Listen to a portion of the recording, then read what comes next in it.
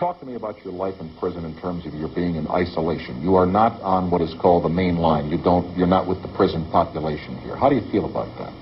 How do I feel about it? I don't feel about it.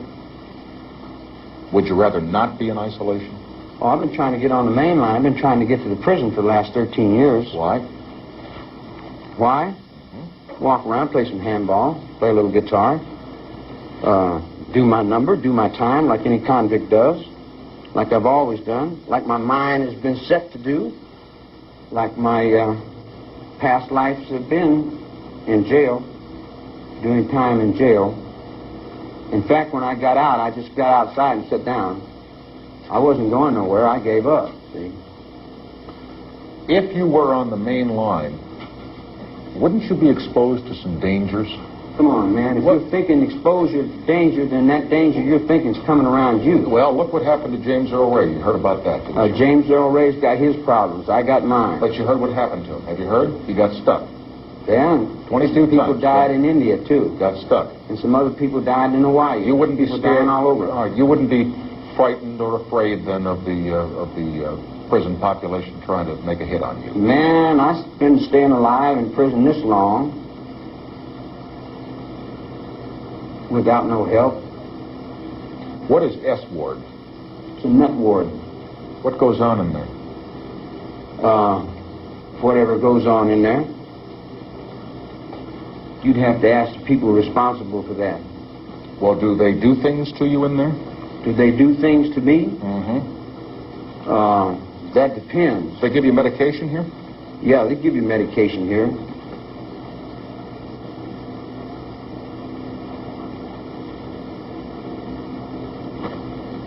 You have medication now? No. No, it took me about a few years to get off of medication. The medication has toned me down quite a bit.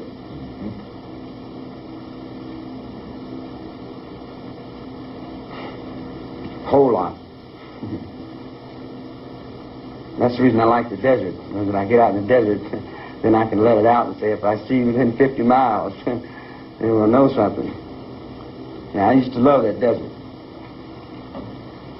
Out in the woods and things. I didn't know you could get out in the woods 30 years. How do you feel about spending the rest of your life in prison? Well, we're all our own prisons. We each are our own wardens, and we do our own times. We get stuck in our own little trips, and we kind of judge ourselves the way we do. You know, I can't judge nobody else. The best thing I can do is try to judge myself and live with that. See, what other people do is not really my affair unless they approach me with it and want me to do something about it. Then I'll take into consideration what has to be done. But other than that, I just try to do my number and do my time. Get out on the main line, play some tennis, walk around, make the child a little better, you know. And then there's a possibility the preacher could teach me something, because the preacher, the reverend, is quite a guy, and I'm finding that got 2 or 3 doctors here that's got a lot of sense. I mean, as far as I'm concerned, they got a lot of sense in my world, you know. And I've tried to shake 2 or 3 of them, but they're pretty smart. And then they got some pretty good inmates here, trying to get out and work their lives into a decent sort of way. Trying to promote harmony, pull ourselves together, be right, do right, and have the understanding of what it is in a congenial form for world peace. There's a lot of people working for world peace. Let's assume that one day you were paroled. Let's just paroled. Well, let's just make believe. Do you ever think you will be? Yeah. Do I ever think I will be? Well, I've never been paroled before. I went up to the board, and they said I was incorrigible. And not only was I incorrigible, but I'd never grow up. And I kind of agreed with them. I had a war. Well, let's just play make-believe here for a second. Let's make-believe you. Let's make-believe you're getting out tomorrow. Tomorrow? Okay. And tomorrow creeps this petty pace, yeah. Would you go after anybody, Charles? After anybody? Let me try another one. Do you feel you have any scores to settle with anybody on the outside? Let me think. Do I have any scores out there? And we're making believe, right? Mm-hmm. And I'll tell you, buddy.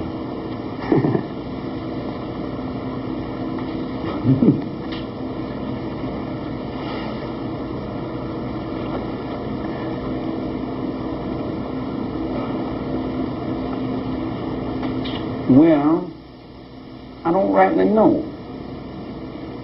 I'm stupid to the point where I'm not really sure. And if you'll ask the question again, maybe the answer will come to you. What was it again? If you got out tomorrow, do you have any scores to settle on the outside? Scores? You mean people that have done me wrong? Or you feel you've done you wrong? Oh, that feel that I've done them wrong? No, feel that they've done you wrong. Oh. That you feel have done you wrong. Oh, well, most people do themselves wrong. But would you want to go? Would you want to go get anybody? No. If you got out, no. No, they push. See what they do. See, they take all that bad and they push it off on each other. I told the dude, "You're doing this to yourself, man." You know, I've been sitting in there. In other words, I'm in the cell, right? And he let me out, and I walk around. The guy says, "If you don't do this, we're gonna lock you back up." I said, "Okay, I don't care anyway." I gave up that thought. Prison's in your mind, man. Like, you know. Okay. You can sit in the cell, and the guy said, "You're in prison?" I said, "No, I'm just here." He said, "What are you doing?" I said, "I'm just sitting here waiting for these people to get done doing what they're doing so I can get out." Do you have a television set? Do you watch television? Yeah, I used to watch it a little bit, but it kind of looks, I don't really like it that much. Okay. Well, what about newspapers? Do you get newspapers? No, I don't bother with those. I know that they're jiving there. All right. What, radio? Listen to radio? I listen to a Hearts and Space program. I like that. And the rest of it just like a bunch of...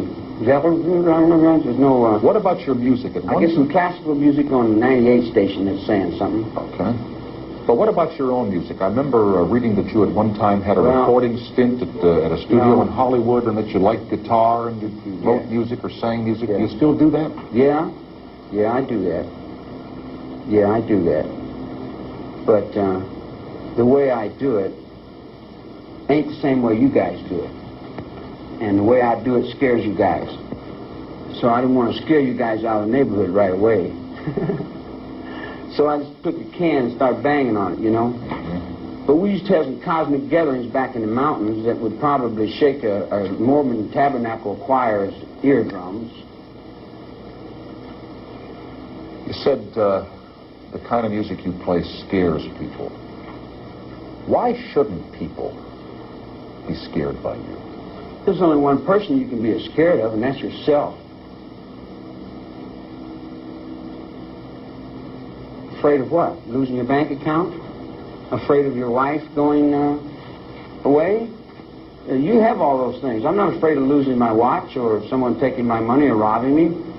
I went down to Mexico in the 50s and down where the Yankees was, and they said, "Man, you don't go down where the Yankees are." He said, "They're terrible." I said, "Why?" He said, "Well, they don't like people like you." I said, "Well, they didn't say anything." Yeah, but I asked the question in the context that, will you believe it or not, there are a lot of people on the outside that think about the possibility of you coming out of here, and they're genuinely scared of you. Oh, boy, I might just make dust. Everything. Terrible. One little guy. Terrible. Ooh. Boy, how insecure are we as human beings? Put all our fear on one little guy. Afraid to let him out. He might break all the toys. Why do you say little guy? Because I'm not the guy you trying to make out of me. That's not me. That's some guy in somebody's imagination that wanted to make $200 million for himself. He got rich.